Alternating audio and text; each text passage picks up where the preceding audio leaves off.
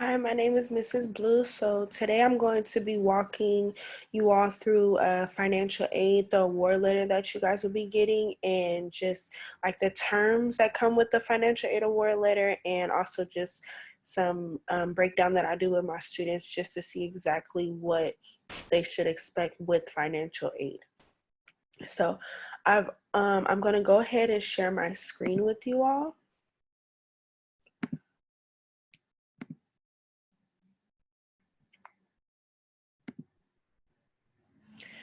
So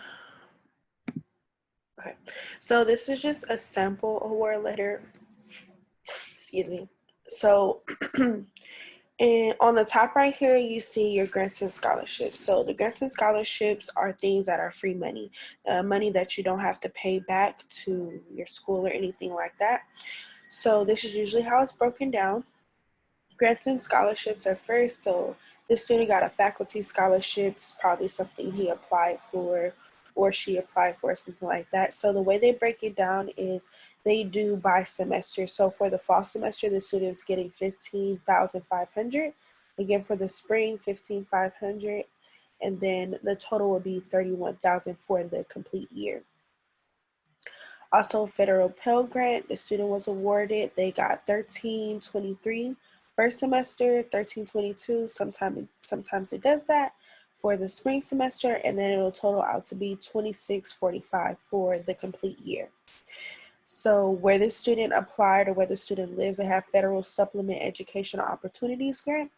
That's basically your education, your EOP program, your educational opportunities program, which is what we tell you guys to apply for. You get a grant with that. So the student got $1,400 a semester, equal out to 18 a year. And then they have the loans. Every school is going to offer you loans just because they're going to offer you loans anyway, but it's up to you if you want to accept them or not. It's not something that you have to accept just because it's on your financial aid award letter. You can choose to accept it or not. So subsidized loan is a loan where it doesn't take the interest out while you're in school, so it doesn't add money on top of the loan while you're in school. What it does is it waits. Once you graduate, then it starts accumulating interest onto the loan. So this is usually the loan that we tell the students to take from first if need be, just because you don't have the interest while you're in school. So this student was offered $1,750 a semester, equaling out to $3,500 a year. And then they were also offered the unsubsidized loan, which is a loan where it does add money on while you're in college. So once you graduate, the loan, the amount, so the student's getting $1,000 a semester at $2,000 a year. So probably after the first year, the loan will be increased. It will be probably $2,500 with just the interest on top of that. So we always tell the students to try and do the subsidized loan first, if need be, just because it's a little bit safer. So if you notice on top, it gives you $39,945. This is with the grants plus both loans included. So I'm gonna do a breakdown. So 31. Well, I'll do the breakdown after. So down here, this is the estimated cost of attendance. So it'll break down your tuition. So this part right here is the things that'll be taken directly from your financial aid award letter, or directly from the financial aid that you select that you wanted. So right here, you see your tuition. So this student, where the student applied, the tuition is $23,085 a semester. For fall and spring, and then it totals out to $46,170. So that's just for your tuition for you to go to the school. So on top of that, they do fees. So fees are like when you see the gyms at the schools, and you see like they have a student center with the games and all that stuff. That stuff is free, but technically it's not free. You have to pay for that. It's coming out of your tuitions, and this is the area where it comes out of. So for each semester, you're paying in fees 180, which equals out to 360. Um, a lot of people are like, well, I don't use it. Just trust me, one day you'll use it. And then right here you have your room and housing. So they broke it down between room and meal plan. So this student chose the option for room.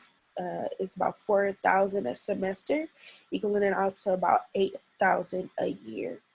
And then your meal plan. So you choose your room and your meal plan, and then each room and meal plan have its own pricing to it.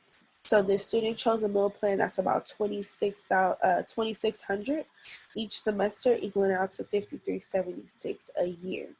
So these are the things that'll be taken directly out of the student's financial aid. Or say for instance, you don't want to do room and housing, the only thing you will have to pay would be the tuition and fees. So it just depends on what you're going to do, and we'll break down that a little bit later. So right here is the indirect cost, the way they broke it down. So books and supplies will be about 550 a semester and 1,100 a year. And then transportation, 225 a semester, about 450 a year. And then other educational costs is 175 a semester, about 350 a year. So these costs down here are costs that will not be taken directly out of your tuition. These costs are subject to change. So basically what they do is they are trying to give you an estimate of what some of your costs would be. So books and supplies, they say will cost you about $550 a semester. Now that can change depending on like if you go on Amazon and you try and find a cheaper book, or maybe you work with some of your classmates and one person buys the book and you guys split the cost that way. I know I did that when I was in college. So the books and supplies are subject to change. Basically, it just depends on you. And then transportation is like a bus pass or gas or tickets if you like live far from home, stuff like that. So this can be subject to change as well. You just never know. Like if you're staying on campus, you don't need, like, you're not spending money on gas like that constantly. Um, so it might change, or maybe you are, going back and forth from home like that. So maybe it'll be a little bit more. So that's something that you want to think about when you're picking the colleges that you're going to as well. And then other educational costs, you just never know, like for books and um, um, if you need like something outside of class, but it's educational or something like that, this is where that number comes in. So this number could change. You could not even need other educational costs, so you just never know with that. So based on the direct bill costs, including the indirect costs with the books and supplies, they're saying that the student's estimated cost of attendance will be about 61,826 with just with all of this that's in this box right here. So now they have the total estimated balance. So what they did was they took this number and subtracted it by this number, and that's how they got the 21,881. So, and they included the loans in this number in the 39,945 as well. So down here is they gave the student two options. So if the student wants to pay 10 payments a year, they would do 21,880 throughout the year. That would be 10 payments throughout the year. If the student does 12 payments a year, they will pay 1,823 a year for 12 payments a year. So if you're a student and you decide that maybe you're not going to take out the loans, or even after you take out the loans, there's still a little bit of money that you have to pay out of your own pocket, what you would do is you would go to talk to your financial aid office, and they would let you know the different payment plans that they have available. And that's how this student got this. The school just automatically did it for them, but some schools don't do that. So you have to talk to your financial aid office not before, but once you figure out, your costs and everything, then you will talk to them about that. And then down here is the work study. So they didn't include the work studies into the financial aid award letter. Some schools do that just because financial work studies is not something that is guaranteed. It is something that so the way it works is once you find a job, as far as work study, like a work study job on campus or maybe off campus or something like that, that is when you would add on your work study. So work study is basically you getting a job and then they pay you monthly off of the 1250. So that's why they didn't add it onto the financial aid. It is included, like it's something that they're awarding them, but it's based off of the student getting the job. Once they get the job, then they'll put the work study on the financial aid award letter. So this student is getting $1250 a semester, which will equal out to 1200, to me 2500 a year. So I'm just gonna do a little math for you guys. So, because this is how I break it down for my students. I'll make this a little smaller so we can kind of try and look at both screens at the same time.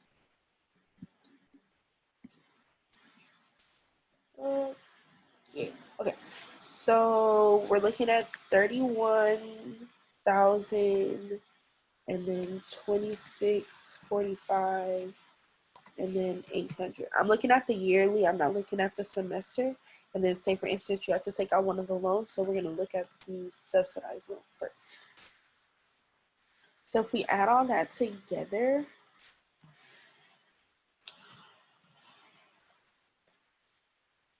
plus 2645 plus 800 plus 3500, that totals out to be 37,945. So, and that's with one loan included. So we're just going to look at tuition. So now we're going to look at tuition, which is 46,170. 170 plus the fees. So that alone, with just the 46,170 plus 360 is 46,530. And then we're going to add on the 8020 plus the 5376. So 56,170 plus 3060 plus 8020 plus 5376. So that totals out to be 59,926. Okay. So that's how much this is how much your estimated cost of attendance will be, not including your books and supplies. So I don't add this on just because it's subject to change, and I don't like adding it on just because you just never, like if you think this is gonna be something good for you, then you will add it on. But I don't add it on just because it's subject to change, and I like to give my students the exact number so they know exactly how much they need. So if we go ahead and we subtract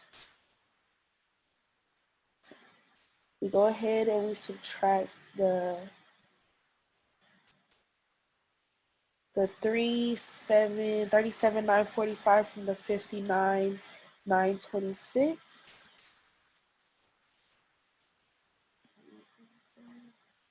That will equal out to be 21,981. That still don't make sense to me.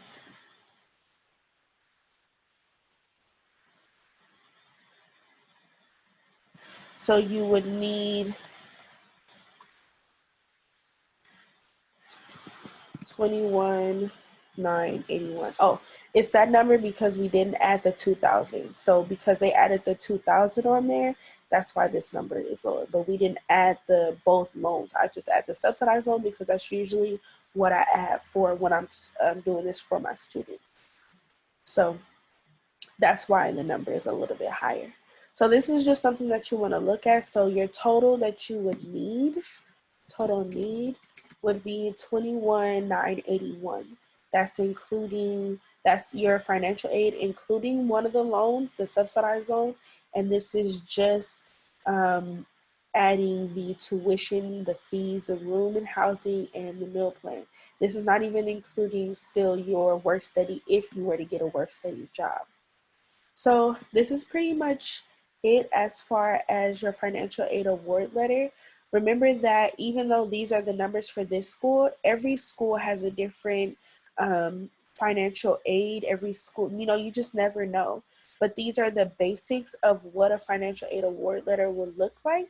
Um, so I don't want you guys to get scared at these numbers. This is nothing to be afraid of. You know, this is college.